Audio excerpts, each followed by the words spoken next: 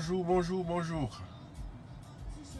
Si vous êtes en train de regarder cette vidéo, vous avez dû constater que j'étais un petit nouveau.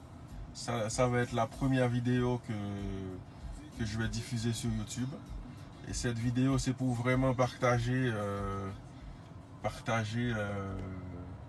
mon expérience avec ce changement de passer de véhicule thermique à véhicule électrique et plus précisément à Tesla. Mon choix il a été vite fait parce que moi je suis un gros rouleur.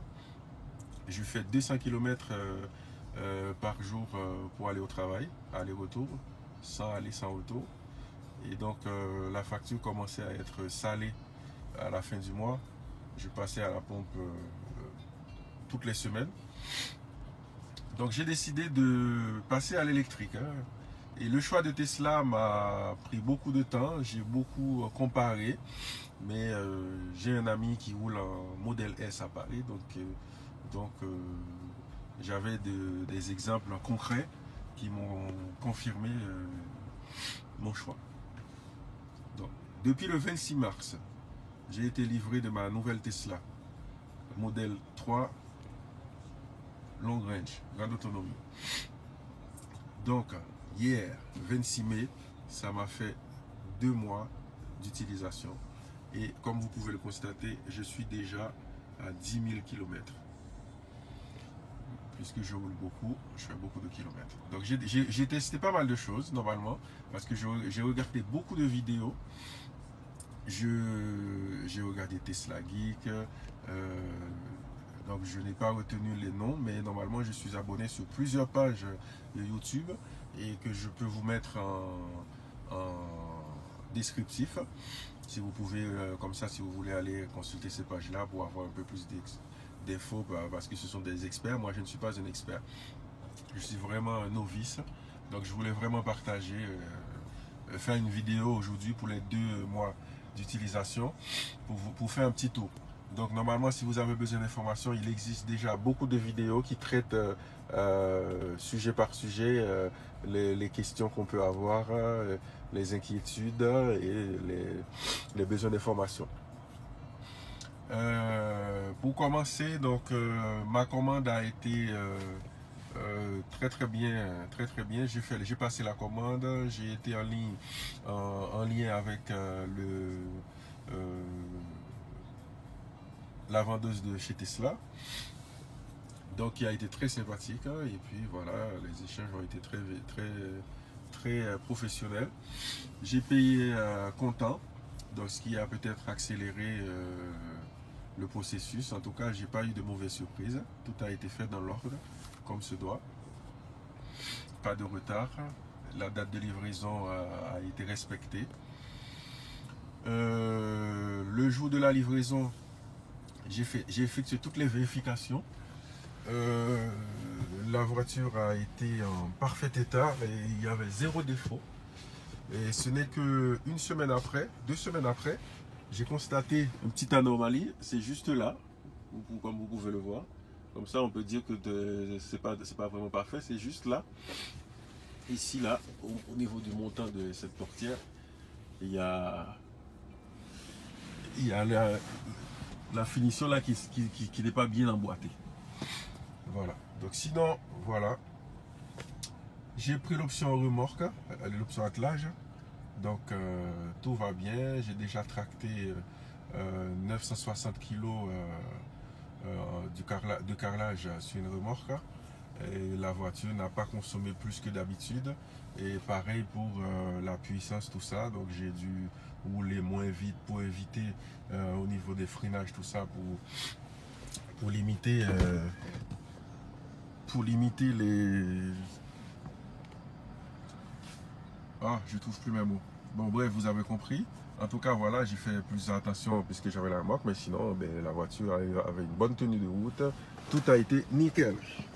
Donc, je vais vous faire un petit tour de l'extérieur. Comme ça, vous allez voir que la voiture elle est quand même en parfait état. Donc, voilà. Je ne sais pas comment faire pour cacher les trucs. En tout cas, voilà, la voiture elle est là.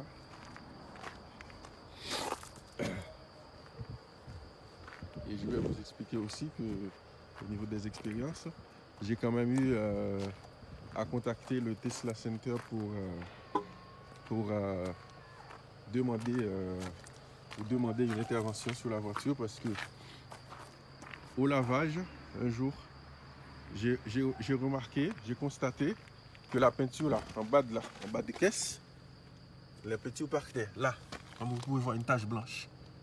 Lavé au cachet et là, j'ai un morceau de peinture qui est parti. Donc voilà, depuis l'application, j'ai fait une demande de contact. Tesla m'a contacté. Ils m'ont mis en relation avec un garage qui a fait un devis. Et entre-temps, pendant que le garage était en train de communiquer le devis, de fournir le devis, et donc moi, à ce moment-là, j'ai constaté 2 jours plus tard qu'il y avait aussi des éclats en bas de la caisse, côté conducteur. Et donc, j'en déduis, moi, j'ai recontacté Tesla pour faire le point par rapport à ça, surtout pour leur montrer que le problème ne venait pas que au lavage avec le cachet, mais le problème existait aussi sans que je sache comment. Donc du coup, moi, j'ai essayé de trouver une explication. Les explications que j'ai pu trouver, c'était que le fait que moi, je roule beaucoup sur des petites routes. Donc je fais de l'autoroute, je fais des départementales et des petites routes de campagne. Donc, quand on habite dans ces lieux-là, quand il pleut 2-3 semaines d'affilée, donc ils font aussi des travaux sur la route. Donc on a des cailloux, on a de l'arboux. Donc, et quand on roule, on a beaucoup de kilomètres pour aller au travail. On n'a pas vraiment patience, on ne traîne pas. On roule, on appuie quoi. Et donc du coup la voiture n'a pas supporté le bas de caisse. Je pense que la force que les cailloux se tapent sous la carrosserie. Et donc ça abîme à force. Donc du coup ce que j'ai proposé, ce que j'ai décidé finalement, je vais installer des garde-boue à l'avant qui vont me permettre de limiter ces dégâts, si on peut dire. Parce que c'est pas très agréable de voir sa peinture s'abîmer comme ça. En 2 mois, il y a déjà les 2 côtés là qui sont abîmés, bien que ça va être pris en charge dans le cadre de la garantie. Mais en tout cas, bon, j'aimerais pas repasser chez Tesla régulièrement juste pour cette histoire de peinture. Donc j'ai décidé d'installer, je viens de les recevoir là, j'ai commandé deux pare-boue pour protéger la carrosserie que j'installerai après la réparation, après l'intervention du garage. Donc en tout cas au niveau accessoires, comme vous pouvez le voir, il y a les indispensables. Hein. Voilà, ça tout le monde, je pense que tout le monde l'a installé.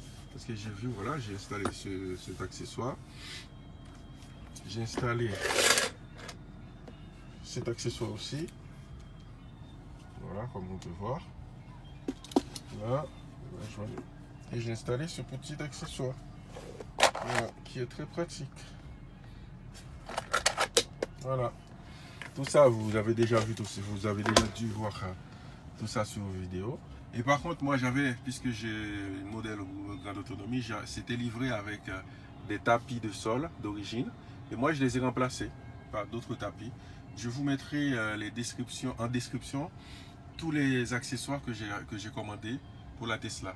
Donc j'ai aussi acheté des appuis-têtes parce qu'un jour j'ai quelqu'un qui est monté dans la voiture et j'ai vu que ça avait laissé des traces sur l'appui-tête.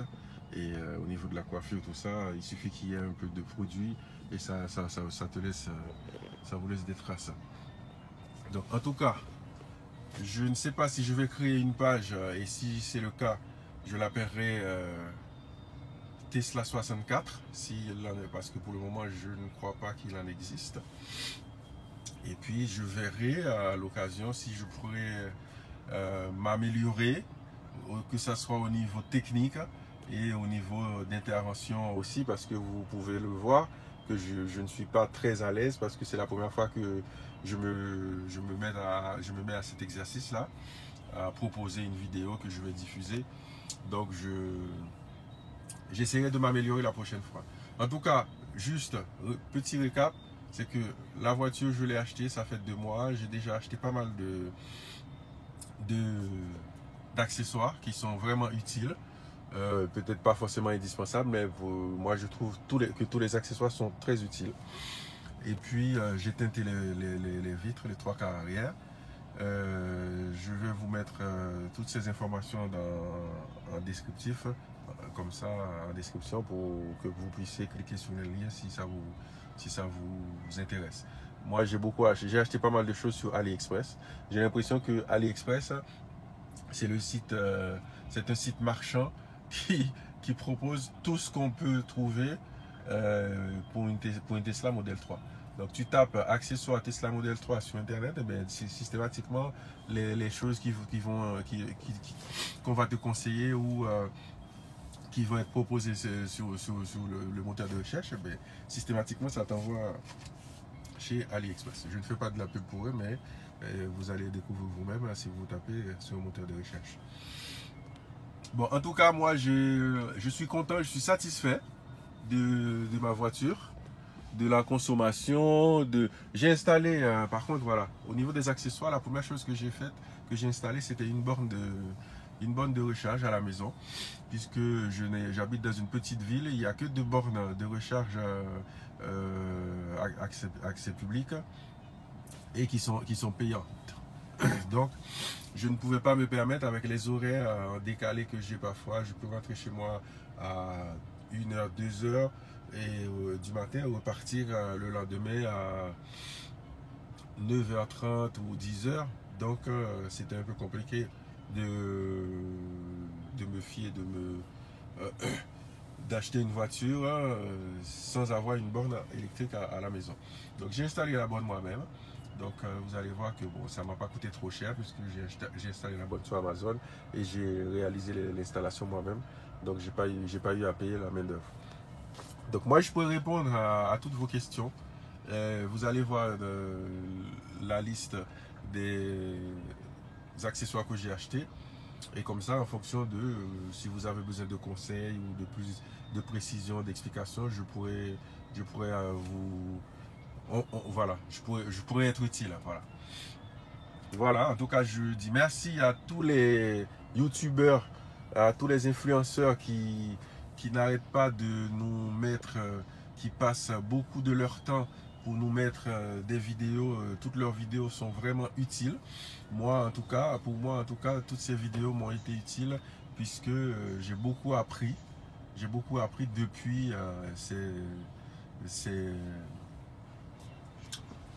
depuis ces vidéos-là, c'est instructif.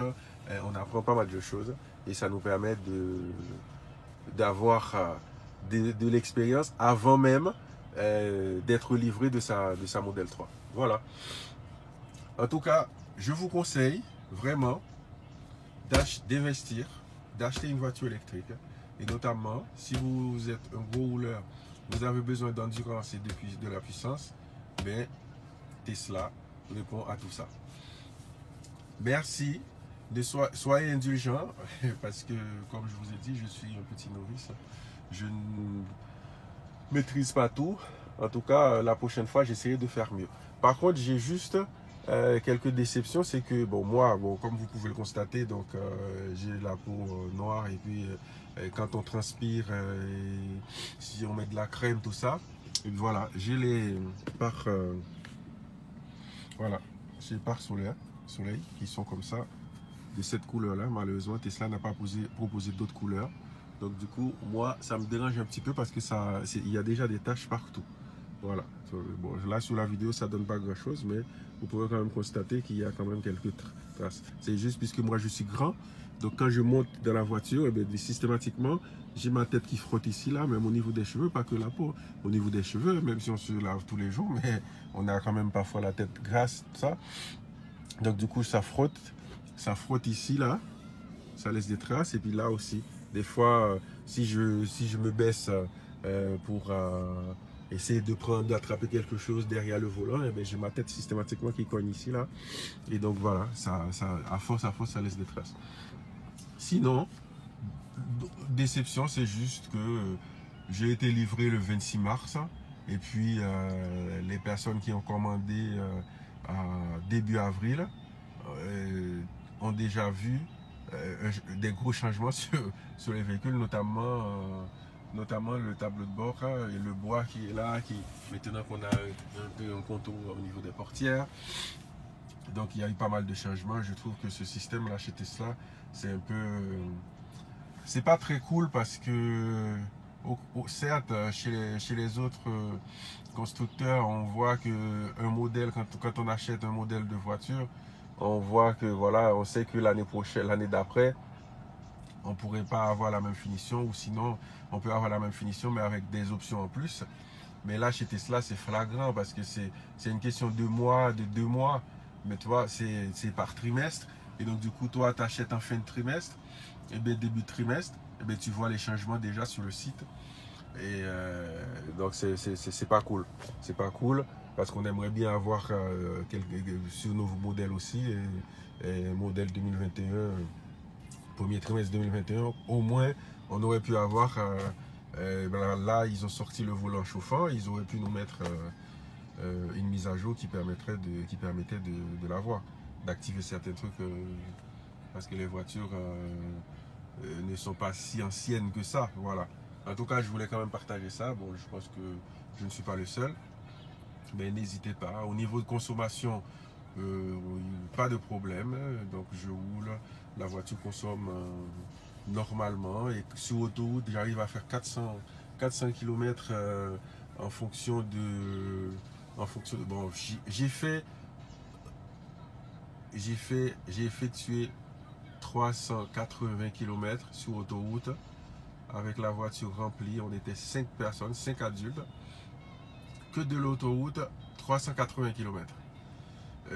J'ai déjà, moi, pour mon trajet du coup domicile-travail, j'ai une partie d'autoroute et une partie départementale. Ça me fait 200 km aller-retour. Et donc, avec un plein, j'arrive à faire 2 allers-retours. Après, j'évite de le faire systématiquement parce que quand je le fais, ça, avec la perte qu'on a, parce que moi j'ai des plages horaires qui sont importantes. Quand j'arrive au travail, je reste 11-12 heures sur place. Et donc du coup, je perds 2, 3, 4, peut-être jusqu'à 5% de batterie en fonction de la météo. Et donc, du coup, voilà, ça me fait à peu près, ça me fait vraiment, si je fais les 2 allers-retours, 400 km, eh bien, je peux avoir la batterie à 7-8%, voilà. Et donc, j'évite de baisser comme ça systématiquement tous les 2 jours. Et puis sinon, tant qu'on y est, pour la recharge, moi, je ne suis pas les conseils de Tesla parce que les véhicules m'envoient systématiquement des messages dès que je recharge à 100%. Moi, je n'ai pas mis la jauge à 80%, hein, je l'avais fait 1 ou 2 fois. Mais sinon, vu mon utilisation, vu ma consommation et l'utilisation que j'en fais, donc moi, je charge la voiture systématiquement à 100%. Voilà, la voiture est rechargée à 100%. Et puis, de toute façon, dès que moi, quand je me déplace, même quand je recharge la voiture à 100% à la maison, dès que je bouge, je fais au moins, je consomme au moins 20% de la batterie dans la journée. Donc voilà, donc je ne pense pas que c'est ça qui va dégrader, qui va réduire la capacité ni l'endurance de la batterie. Donc en tout cas, c'est mon cas, c'est ma situation. Donc tout le monde peut faire comme il le sent.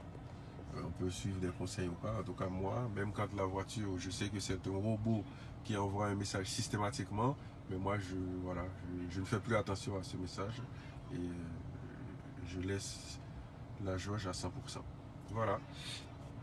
Si vous avez des questions, n'hésitez pas et je serai ravi de vous répondre et de partager plus en détail mon expérience et le peu d'expérience que j'ai. Mais en tout cas, voilà, si ça peut vous être utile, n'hésitez pas. Donc voilà, et puis à une prochaine vidéo. Merci d'avoir regardé cette vidéo et puis j'espère vous recroiser une autre fois. Et n'hésitez pas à mettre un petit like hein, si ça vous a intéressé. Et puis peut-être que ça va m'encourager à en faire d'autres. Merci. C'est la fin.